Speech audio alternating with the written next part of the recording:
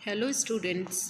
आज के इस वीडियो लेक्चर में हम डेटाबेस मैनेजमेंट सिस्टम सब्जेक्ट के बारे में पढ़ेंगे। ये सब्जेक्ट CS सेकेंड ईयर का एक सब्जेक्ट है जिसका कोड नंबर 207 है। डेटाबेस मैनेजमेंट सिस्टम को हम DBMS भी बोलते हैं। ये इसका शॉर्ट फॉर्म है। इस सब्जेक्ट के अंतर्गत फर्स्ट यूनिट के अंदर अपन ये सब सब्जेक्ट्स के टॉपिक्स को डिस्कस करेंगे। फर्स्ट कंटेंट है। इस वीडियो लेक्चर में अपन ये पांचों टॉपिक को डिस्कस करेंगे। First overview of database management system, मतलब कि DBMS होता क्या है, उसकी DBMS क्या होता है, इसकी नीड क्यों हुई अपन को, ये किस किस कंपोनेंट से मिलकर मतलब किस किस कंपोनेंट से मिलकर बना हुआ है, और ये क्या एडवांटेजेस रखता है, और इसको किस किस एप्लीकेशंस में हम डेटाबेस मैनेजमेंट सिस्टम को यूज़ कर सकते हैं, ये सब हम देखेंगे इस लेक्चर में। तो चलो हम स्टार्ट करते हैं अपने फर्स्ट पॉइंट से, overview of database management system. तो सबसे पहले जब हम डेटाबेस मैनेजमेंट सिस्टम को पढ़ेंगे, DBMS को पढ़ेंगे, तो अब हमें सबसे पहले तो इसके सभी वर्ड्स का मीनिंग को जानना ज़रूरी है, उसकी वर्ड्स को की डेफिनेशंस को समझना ज़रूरी है। उसके बाद ही हम इसकी प्रॉपर फंक्शनिंग कैसे होती है, DBMS कैसे काम करता है, ये समझ सकते हैं। तो सबसे पहले DBMS stands for database management system. D मतलब डेटा। तो सबसे पहले देखते हैं कि डेटाबेस मैनेजमेंट सिस्टम के अंदर जो डेटा वर्ड है उसका क्या मतलब होता है। तो डेटाबेस मैनेजमेंट सिस्टम में जो डेटा वर्ड है वो होता है, डेटा नॉर्मली अपना होता है रॉ फैक्ट्स, जो कभी भी कोई भी प्रोसेसिंग नहीं हुई है, डायरेक्टली सिंपल कोई भी वैल्यू हो या टेक्स्ट हो या फिर न्यूमेरिकल हो वैल्यू हो, ऑडियो हो, वीडियो हो, वो सब प्रॉपरली अपना किस में कंसिडर किया जाता है, डेटा में, जो कि डेटाबेस में सबसे मेन पॉइंट है। इस डेटा को ही अपन इस डेटाबेस में स्टोर करते हैं। नेक्स्ट है डेटाबेस क्या होता है, collection of related data items.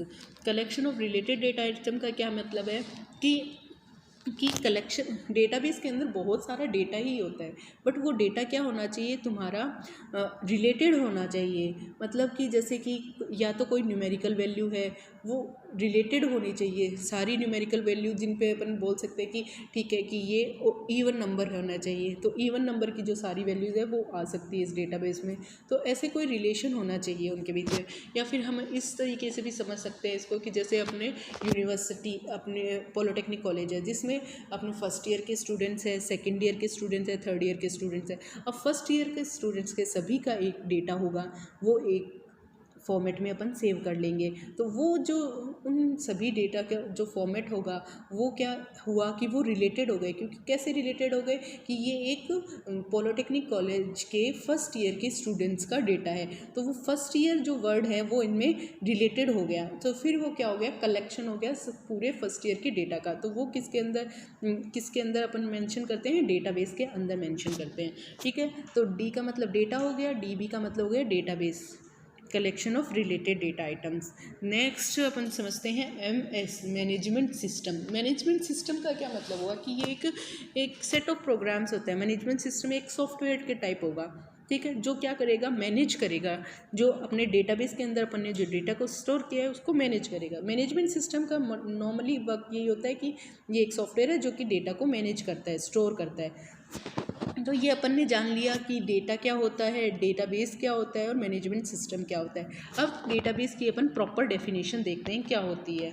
तो DBMS is a software which is use to manage a database and it is a set of program और collection of related data to store and retrieve data in easy and efficient manner. तो सबसे जो main functioning है database management system की वो यही होती है कि डेटाबेस मैनेजमेंट सिस्टम बहुत सारे डेटा को, रिलेटेड डेटा को अपने अंदर स्टोर करके रखता है, जिससे कि क्या होगा, वो जो स्टोर करने और एफिशिएंसी है उसकी रिट्रीव करने की डेटा को, वो बहुत एफिशिएंट है। इतनी एफिशिएंट जो अपन अर्लियर यूज़ करते थे और जो यूज़ करते थे उनमें इतनी एफिशिएंट सॉफ्टवेयर नहीं है अपने पास जो डेटा की रिट्रीवल को इतना इजी बना सके। इसलिए अपन डेटा की रिट्रीवल और स्टोरिंग के लिए, इफ़िशिएंट वे में स्टोरिंग के लिए डेटाबेस मैनेजमेंट सिस्टम को यूज़ करते हैं। तो नॉर्मली अपन जो डेटाबेस मैनेजमेंट सिस्टम के सॉफ्टवेयर्स यूज़ में आते हैं अपने, उनके नेम है MySQL, SQL सर्वर, ओरेकल। ये सब कॉमर्शियल पर्पस के लिए या फिर अपने यूनिवर्सिटीज़ में सब जगह पे यही SQL सर्वर्स यूज़ किए जाते हैं, जिससे कि अपन डेटा को स्टोर कर सकें।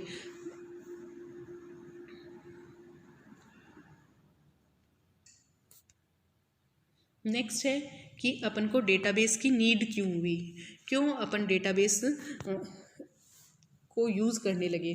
तो सबसे पहले क्या होता है, फाइल सिस्टम अपना था जिसमें अपन डेटा को स्टोर करते थे, लेकिन फाइल सिस्टम के बहुत से ड्रॉबैक्स थे जिसकी वजह से अपन फाइल सिस्टम से को ना यूज़ करके डेटाबेस सिस्टम को यूज़ करने लगे। तो सबसे पहले क्या होता था, फाइल सिस्टम में जब अपन स्टोर करते हैं, फाइल सिस्टम क्या होगा, जैसे एक्सेल है अपना, माइक्रोसॉफ्ट एक्सेल है, उसमें ही अपन डेटा को सेव करते हैं। उसमें बहुत सारा डेटा सेव तो हो सकता है, लेकिन जब अपन उसको सेव करते हैं तो अपन को 1 बाय 1 अपन को एंटर करना पड़ता है।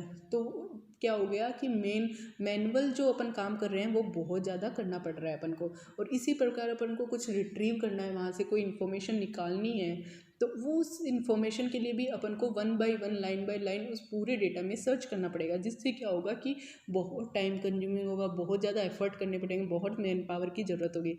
बट इसी वजह से DBMS जो है वो बहुत अपन को फैसिलिटी प्रोवाइड करता है कि अपन एफिशिएंट वे में बहुत इजीली अपन डेटा का रिट्रीव कर सकते हैं। तो इसीलिए अपन सबसे मेन पॉइंट यही है, efficient retrieval of data, efficiently retrieve कर सके डेटा को, इसीलिए अपन इस डेटाबेस को यूज़ करते हैं।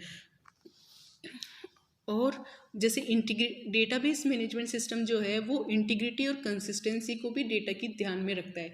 जैसे क्या है कि वो हमेशा करेक्ट रिजल्ट ही देगा, कभी भी उसका रिजल्ट इनकरेक्ट नहीं आएगा। जैसे क्योंकि इसमें क्या होता है कि अपन मैनुअली सर्च नहीं करते हैं, क्योंकि कुछ क्वेरीज लिखते हैं, उन क्वेरीज को ये जो अपन ने सॉफ्टवेयर बताया MySQL, इसमें क्वेरीज लिखी जाती है, वो क्वेरीज कंप्यूटर के थ्रू ही अपन को आउटपुट देती है, वो आउटपुट हमेशा सही ही रिजल्ट देता है। इसलिए इंटीग्रिटी और कंसिस्टेंसी डेटा की मेंटेन रहती है।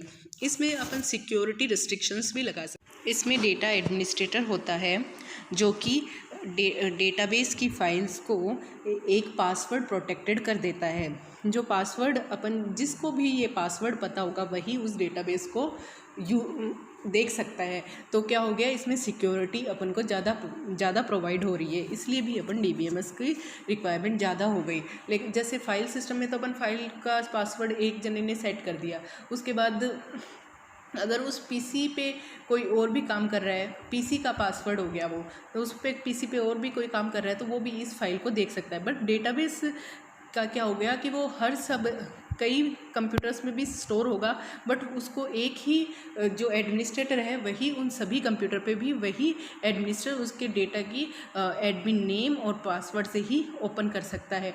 बट उसमें क्वेरीज हम परफॉर्म कर सकते हैं, बट उस डेटा को अपन देख नहीं सकते हैं। इसलिए ये सिक्योरिटी के लिए भी बहुत अच्छा ऑप्शन है डेटाबेस मैनेजमेंट सिस्टम डेटा को सेव करने का।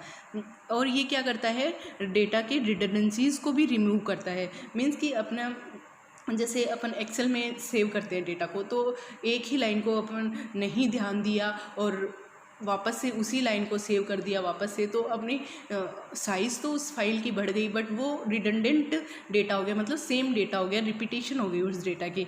बट DBMS क्या करता है, उसकी क्वेरीज़ के थ्रू ही अपन उसकी जो रिडंडेंसी है उसको रिमूव किया जा सकता है और सिंगल एक ही फाइल के डेटा को सेव करते हैं, सेम डेटा को एक ही टाइम पे सेव करते हैं। इसमें कई सारे कॉन्सेप्ट होते हैं, जैसे RDBMS में टेबल्स होती है, उसमें प्राइमरी की, कीज़ और कैंडिडेट कीज़ डिफाइन करते हैं अपन। उन कीज़ की हेल्प से एक फील्ड को सेलेक्ट कर लेते हैं और उस फील्ड की वो एक प्रॉपर एक यूनिक वैल्यू ही होती है, जिसके बेसिस पे अपन सारी वैल्यूज़ को स्टोर करते हैं, जिसकी हेल्प से यहाँ रिडंडेंसीज रिमूव हो जाती है। बहुत ही माइनर लेवल की रिडंडेंसीज हमें मिलती है डेटाबेस में, जैसे RDBMS हो गया, रिलेशनल डेटाबेस हो गया, इनमें बहुत ही माइनर लेवल की रिडंडेंसी होती है फाइल सिस्टम के कंपैरिजन में। और ये डेटाबेस क्या होता है, शेयर डेटा के लिए यूज़ होता है। मतलब शेयर डेटा का क्या मतलब हो गया कि बहुत सारा डेटा होता है, जैसे एक ही डेटा है, उसको बहुत सारे यूज़र्स यूज़ करना चाहते हैं, तो हम एक ही टाइम पे बहुत सारे यूज़र्स मिलके उस डेटा को, डेटाबेस के डेटा को यूज़ कर सकते हैं। बट फाइल सिस्टम में क्या होता है कि फाइल सिस्टम में जिस कंप्यूटर में वो फाइल है, उसी कंप्यूटर पे ही डिफरेंट यूज़र्स को यूज़ करना पड़ेगा। और डेटाबेस क्या होगा कि उसको सिर्फ सॉफ्टवेयर्स को, डेटाबेस मैनेजमेंट सिस्टम के सॉफ्टवेयर को अपन को इंस्टॉल करना होगा और डेटा सेट को रिट्रीव करना होगा एक बार के लिए। उसके बाद कोई भी यूज़र कहीं से भी इस डेटा को एक्सेस कर सकता है। तो ये क्या हो गया, और एक ही टाइम पे एक्सेस कर सकता है, इसलिए ये क्या हो गया, शेयर डेटा के लिए बहुत ही अच्छा ऑप्शन है। इसलिए हम डेटाबेस मैनेजमेंट सिस्टम को आजकल यूज़ करने लगे हैं। नेक्स्ट देखते हैं components of database management system, मतलब कि कौन कौन से कंपोनेंट्स और कौन कौन से चीज़ें हैं जो डेटाबेस मैनेजमेंट सिस्टम के लिए रिक्वायर है, कि वो तो चाहिएंगी अपन को डेटा को मैनेज करने के लिए और डेटाबेस को बनाने के लिए। तो सबसे पहले है यूज़र क्या होता है, जैसे हम लोग हैं, वो हम लोग क्या हो गए, किसी भी अपन को डेटा का रिट्रीवल चाहिए, मतलब कोई भी इंफॉर्मेशन चाहिए, तो अपन उसमें क्या हो गए, एंड यूज़र्स हो गए। एप्लीकेशन प्रोग्रामर्स कौन हो गए, जो उसमें डेटा को स्टोर कर रहे हैं, उन पे क्वेरी परफॉर्म कर रहे हैं, वो क्या हो गए, एप्लीकेशन प्रोग्रामर्स हो गए। और थर्ड है डेटाबेस एडमिनिस्ट्रेटर कौन हो गया, जो उसको यूज़र नेम पासवर्ड प्रोवाइड करवा रहा है और जिसने ये पूरा डेटाबेस किसी भी चीज़ का क्रिएट किया है, मतलब हायर लेवल अथॉरिटी हो गया, वो कौन हो गया, डेटाबेस एडमिनिस्ट्रेटर। तो यूज़र्स इसका एक कंपोनेंट हो गया, जिसके हेल्प से डेटाबेस से डेटा को रिट्रीव करते हैं अपन। नेक्स्ट है सॉफ्टवेयर क्या हो गया, ये डेटाबेस मैनेजमेंट सिस्टम कम्प्लीटली एक सॉफ्टवेयर ही है ना। तो ये क्या हो गया, कंट्रोल करता है पूरे ऑर्गेनाइजेशन के काम को, कि क्या क्या काम हो रहा है, कैसे डेटा का रिट्रीवल हो रहा है, कैसे कहाँ से डेटा आ रहा है, वो सब का मैनेजमेंट कहाँ से होगा, इस सॉफ्टवेयर के थ्रू ही होगा। स्टोरेज मैनेजमेंट, रिट्रीवल और डेटा सब क्या होगा, सॉफ्टवेयर के थ्रू ही होगा। हार्डवेयर क्या होगा, अब जो डेटा है वो हमारे सॉफ्टवेयर तो उसको मैनेज कर रहा है, बट डेटा को स्टोर करने की भी तो रिक्वायरमेंट होगी। वो स्टोरेज क्या होगी, वो स्टोरेज होगी हार्ड डिस्क के अंदर, मतलब सेकेंडरी, जो कंप्यूटर की सेकेंडरी स्टोरेज डिवाइस है, उसके अंदर ही अपन डेटा को स्टोर कर सकते हैं। इसलिए हार्डवेयर की भी रिक्वायरमेंट होगी डेटा को स्टोरेज के लिए। और इनपुट आउटपुट डिवाइसेस, जैसे कि माउस हो गया, मॉनिटर हो गया, क्योंकि मॉनिटर पे ही अपन को रिज़ल्ट शो होगा, माउस के क्लिकिंग इवेंट से ही अपन रिज़ल्ट्स को देख सकते हैं। इसलिए input output devices, hard disk, इसलिए हार्डवेयर भी एक कंपोनेंट हो गया डेटाबेस मैनेजमेंट सिस्टम के ऑपरेशंस को परफॉर्म करने का। और नेक्स्ट है डेटा तो रिक्वायरमेंट होगी, उस डेटा के लिए ही तो अपन उसको मैनेज कर रहे हैं, और वही तो एंड यूज़र को चाहिए, वही तो अपना रिज़ल्ट है, इसलिए डेटा होना तो ज़रूरी ही है। तो ये डेटा क्या होगा, ये शेयर्ड डेटा होगा और इंटीग्रेटेड होगा, मतलब कि एक ही टाइप का होगा और शेयरिंग मैनर में होगा, कि कोई भी उस डेटा को, कोई रिस्ट्रिक्शन नहीं होगी किसी भी पे भी यूज़ करने के लिए, और डेटा को यूज़ कर सकता है। जैसे इसमें दिखाया गया है, यूज़र्स है, यूज़र सॉफ्टवेयर को भी यूज़ करते हैं और सॉफ्टवेयर यूज़र्स से भी इनपुट आउटपुट दोनों बाई डायरेक्शनल एरो है, मतलब कि दोनों एक दूसरे का यूज़ कर सकते हैं। ऐसे ही सॉफ्टवेयर से हार्डवेयर कनेक्टेड है, हार्डवेयर से डेटा कनेक्टेड है, ये एक दूसरे से इंटर रिलेटेड है, और इन चार कंपोनेंट्स मिलकर ही डेटाबेस मैनेजमेंट सिस्टम में डेटा का रिट्रीवल और डेटा के स्टोरिंग परफॉर्म करते हैं, और वो भी एफिशिएंट वे में, जिससे कि हम डेटा को इजीली रिट्राइव कर सकें।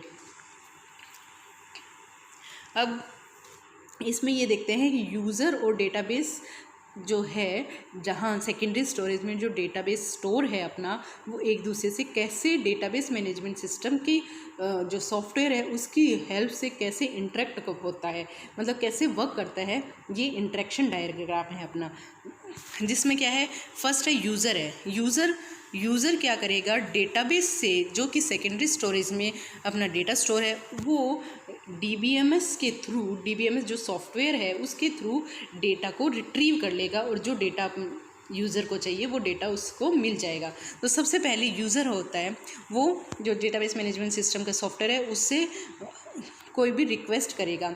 User makes a request for information, मतलब जो भी यूज़र को इन्फॉर्मेशन चाहिए, जैसे कि अपन एक एग्जांपल से समझते हैं कि यूनिवर्सिटी का फर्स्ट सेकेंड ईयर है, तो जो सेकेंड ईयर सब है CS सेकेंड ईयर, उसमें कोई भी स्टूडेंट की अपन को इन्फॉर्मेशन निकालनी है। तो यूज़र क्या करेगा कि उसको इन्फॉर्मेशन चाहिए कि किसके 80% से ज़्यादा मार्क्स हैं, ये इन्फॉर्मेशन चाहिए। तो सबसे पहले क्या करेगा, यूज़र एक क्वेरी डिज़ाइन करेगा जिसमें लिखा हुआ होगा कि वो DBMS को देगा क्वेरी लिख के कि क्या मेरे को ये रिक्वेस्ट है कि मेरे को उस स्टूडेंट की इन्फॉर्मेशन चाहिए जिसके 80% से अबव मार्क्स हैं। DBMS क्या करेगा, उसको प्रोसेस करेगा, उस क्वेरी को प्रोसेस करेगा कि वो क्वेरी सही लिखी है, और फिर वो वैसे जो भी डेटा है जो 80% से ज़्यादा जिनके मार्क्स है उसको उस डेटाबेस मैनेजमेंट सिस्टम डेटाबेस के अंदर सर्च करेगा। जो डेटाबेस कहाँ स्टोर है, अपना सेकेंडरी डिवाइस में स्टोर है, जैसे कि हार्ड डिस्क हो गई। तो डेटाबेस मैनेजमेंट सिस्टम एक क्वेरी करेगा कि DBMS सर्चेस इनटू डेटाबेसेस, ये सॉफ्टवेयर इसके अंदर सर्च करेगा। सर्च परफॉर्म होने के बाद जो भी जितने भी स्टूडेंट्स हैं, जैसे 1 स्टूडेंट है, 2 स्टूडेंट्स है, उनकी इन्फॉर्मेशन डेटाबेस जो है वो DBMS को भेजेगा, DBMS सॉफ्टवेयर के पास भेजेगा। तो DBMS retrieve information from database. तो DBMS क्या कर रहा है, ये इन्फॉर्मेशन पहले तो उसने आस्क किया, सर्च किया कि है या नहीं, और जो भी इन्फॉर्मेशन मिली कि नील है या फिर 1 स्टूडेंट है या 2 स्टूडेंट है, वो डेटाबेस DBMS को वो इन्फॉर्मेशन दे के देगा।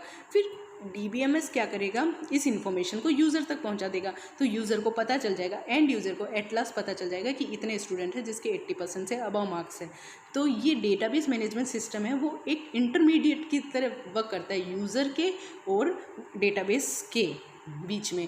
कंप्यूटर की हार्ड डिस्क में जो जितना भी अपन डेटाबेस के अंदर डेटा स्टोर कर रखा है ना, उसके बीच में और यूज़र के बीच में इंटरेक्शन किसके थ्रू होता है, ये जो डेटाबेस मैनेजमेंट सिस्टम सॉफ्टवेयर है। और अपन इस सॉफ्टवेयर को ही पढ़ने वाले हैं कि ये क्या कैसे इंटरेक्शन करवाता है और कैसे इससे अपन एफिशिएंट वे में डेटाबेस से रिट्रीव कर लेते हैं और ये सारी इन्फॉर्मेशन यूज़र को प्रोवाइड करवा देते हैं। ये है अपना इंटरेक्शन कैसे होता है, और यही इसकी मेन फंक्शनिंग है कि ये ऐसे। और अपन अब पढ़ेंगे सिर्फ डेटाबेस मैनेजमेंट सिस्टम के बारे में कि ये कैसे इसकी फंक्शनिंग किस टाइप से ये डेटा को इफ़िशिएंट ईजीली अपन को प्रोवाइड हो सकता है। नेक्स्ट देखते हैं एडवांटेजेस क्या हैं। एडवांटेजेस, नीड जो थी, नीड में हमने देखा ही था कि इसमें ये जो एडवांटेजेस हैं उसके फाइल सिस्टम के ओवर, वही इसके एडवांटेजेस है। जैसे डेटा इंडिपेंडेंसी, मतलब डेटा एक दूसरे पे डिपेंडेंट नहीं होता है, इंडिपेंडेंटली डेटा को अपन इसमें स्टोर कर सकते हैं। Efficient data access, second efficient data access कैसे कह सकते हैं, क्योंकि ये within the seconds data जो सॉफ्टवेयर है वो डेटाबेस से डेटा को कलेक्ट करके यूज़र को दे देता है कोई, क्योंकि इसमें मैनुअल एक्सेस नहीं करनी पड़ती है, सारा काम सॉफ्टवेयर के थ्रू हो जाता है। जो जैसे ये सॉफ्टवेयर लास्ट डिस्कस किया अपन ने, MySQL, और ये SQL सर्वर है, इसमें क्वेरीज रिटर्न करेंगे और डायरेक्टली अपन को एफिशिएंटली डेटा एक्सेस मिल जाएगा। इंटीग्रिटी एंड सिक्योरिटी है। इंटीग्रिटी मतलब करेक्टनेस ऑफ डेटा, सिक्योरिटी मतलब इसमें जो एडमिनिस्ट्रेटर जो यूज़र नेम और पासवर्ड प्रोवाइड करवाता है उसकी वजह से ये एडवांटेजेस हैं इसकी। डेटा एडमिनिस्ट्रेशन हो गया। Concurrent access and crash recovery. Concurrent access का मतलब कि एक साथ मल्टीपल यूज़र्स इसको डेटा को यूज़ कर सकते हैं। जैसे कि कॉन्करेंट एक्सेस को अपन ऐसे समझ सकते हैं, कोई रेलवे रिजर्वेशन की साइट है, तो अपन एक से ज़्यादा मतलब रेल की टिकट को बुक करना है अपन को, तो एक टाइम पे बहुत सारे पर्सन होंगे जो रेलवे की टिकट्स को बुक कर रहे होंगे, तो वो भी एक सॉफ्टवेयर है, डेटाबेस बनाया हुआ है उनका, जिसकी हेल्प से अपन एक से ज़्यादा यूज़र्स उस एक ही ट्रेन की टिकट को एक टाइम पे बुक कर सकते हैं। ये किसके अंडर आता है? कॉन्करेंट एक्सेस के। और ये किसकी एडवांटेजेस है? डेटाबेस की। डेटाबेस से ही ये पॉसिबल हो सकता है। क्रैश रिकवरी मतलब कि जैसे अगर अपनी फाइल है जो डेटाबेस में स्टोर है, तो जब अगर वो क्रैश हो गई है किसी वजह से, अपन उसको रिकवर कर सकते हैं। बहुत सारे मेथड्स हैं जो बाद में अपन डिस्कस करेंगे, उनकी हेल्प से ये रिकवरी हो जाती है। बट फाइल सिस्टम में क्या है, जैसे एक्सेल की फाइल है या अपने से शिफ्ट डिलीट हो गई, कंप्यूटर में नहीं है, तो अपन कोई भी ऐसा ऑप्शन नहीं है जिसकी वजह से कि अपन उसको वापस से रिट्रीव कर सके। बट डेटाबेस क्या है कि वो ईजीली इसको रिकवर कर देता है। ये भी इसकी एक एडवांटेजेस हो गई। Reduce application development time.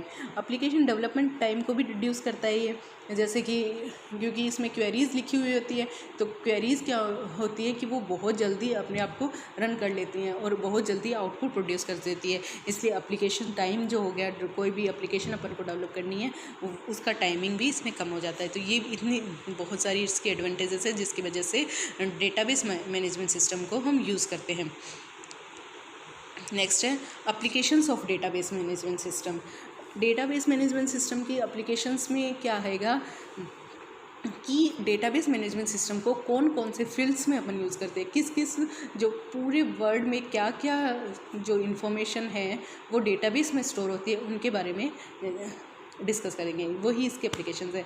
सब बहुत सारे एरियाज़ हैं जहाँ पे डेटाबेस को यूज़ किया जाता है। इनमें से कुछ एरियाज़ को मैंने लिस्ट आउट किया है इस यहाँ। तो फर्स्ट है जैसे बैंकिंग सेक्टर में जो भी अपन जैसे अपने सारे ट्रांजेक्शंस होते हैं, ये ट्रांजेक्शन होने के लिए जो डेटा जहाँ स्टोर है वो सारा ही डेटाबेसेस में ही स्टोर है। सारे ट्रांजेक्शन डेटाबेस के ही ऊपर परफॉर्म होते हैं। तो बैंकिंग सेक्टर में सारे डेटाबेसेस यूज़ होते हैं। पूरा काम डेटाबेस के ऊपर ही होता है। जो भी किसी कोई अकाउंट है उसका अकाउंट नंबर और वो सब जो स्टोर होते हैं वो डेटाबेस की एक फ़ाइल होती है, उसके अंदर ही स्टोर होता है। एयरलाइंस एंड रेलवेज़ में भी और एयरलाइंस में भी किस वक्त के लिए, जैसे अपन को ट्रेन की फ़्लाइट्स की या ट्रेन की टिकट बुक करवानी है उसके लिए डेटाबेस होता है, वहाँ ही अपन रिज़र्वेशन करवा पाते हैं। मैनेजिंग शेड्यूल्स, जैसे किसी ट्रेन का शेड्यूल कहाँ किस टाइम है और अपन को चेंजेस परफॉर्म करने हैं, वो डेटाबेस में ही स्टोर है। वो डेटाबेस में ही अपन चेंजेस परफॉर्म करते हैं और वो विजिबल हो जाता है सबको लिए, क्योंकि ये क्या है, शेयर्ड डेटाबेस क्या है, शेयर्ड डेटा को यूज़ करता है और जो सबको दिख जा सकता है। इसलिए यहाँ भी एयरलाइंस और रेलवेज़ में भी डेटाबेस का ही यूज़ होता है। यूनिवर्सिटीज़ में भी क्या है, जैसे यह कॉलेज है अपना, इस कॉलेज में भी जैसे फर्स्ट ईयर का स्टूडेंट्स का डेटा, सेकेंड ईयर के स्टूडेंट्स का डेटा, पूरी यूनिवर्सिटी का डेटा, ये सब डेटा को सेव करने के लिए, रजिस्ट्रेशन करने के लिए स्टूडेंट्स के डेटाबेस की रिक्वायरमेंट है। नेक्स्ट है सेल्स में जैसे सेल्स का मार्केट है, उसमें कस्टमर्स की इंफॉर्मेशन रखने के लिए एक डेटाबेस बनाया जाता है। प्रोडक्ट्स, कौन कौन से प्रोडक्ट्स क्या है, उन पे कितना डिस्काउंट है, उन पे क्या मतलब कोई डिस्काउंट के अंदर कोई प्रोडक्ट है या नहीं, कोई सेम प्राइस पे जा रहा है, ये सब की इन्फॉर्मेशन डेटाबेस के अंदर स्टोर होती है। क्या क्या प्रोडक्ट परचेज़ कर सकते हैं और कौन सा आउट ऑफ स्टॉक हो गया, ये सब इन्फॉर्मेशंस कहाँ डेटाबेस में ही स्टोर होती है। मैन्युफैक्चरिंग में भी यही है, प्रोडक्ट की डिलीवरी, ऑर्डर्स, इन्वेंट्री, ये सब आता है। ह्यूमन रिसोर्स में मतलब कोई भी कंपनी का फर्म है वहाँ पे भी जितने भी एम्प्लॉयज़ काम कर रहे हैं उनका एक अलग से डेटाबेस ही बनाया जाता है। वहाँ से ही उनको जैसे उन डेटाबेस के अकॉर्डिंग ही उनको सैलरी प्रोवाइड किया जाता है। उन पे सैलरी में जो इंक्रीमेंट्स वगैरह लगते हैं वो भी डेटाबेस में ही स्टोर करते हैं उन सभी इन्फॉर्मेशन को। तो और टेलीकम्युनिकेशन में जैसे अपन को मंथली ये बिल मिलते हैं, कॉल्स का रिकॉर्ड होता है, ये सब भी डेटाबेस के थ्रू ही हैपन होता है। इस वजह से क्या कह सकते हैं अपन कि मतलब कि जो भी बहुत सारी सेक्टर्स है जिसमें डेटाबेस का ऑलमोस्ट एवरी सेक्टर में ही डेटाबेस का यूज़ होता है। इसलिए डेटाबेस मैनेजमेंट सिस्टम बहुत ही एसेंशियल पार्ट है डेटा को स्टोर करने के लिए। ठीक है, तो आज के लेक्चर में हमने उसके एडवांटेजेस, एप्लीकेशंस और कैसे रन होता है डेटाबेस, कैसे काम करता है, ये हमने सीख लिया है।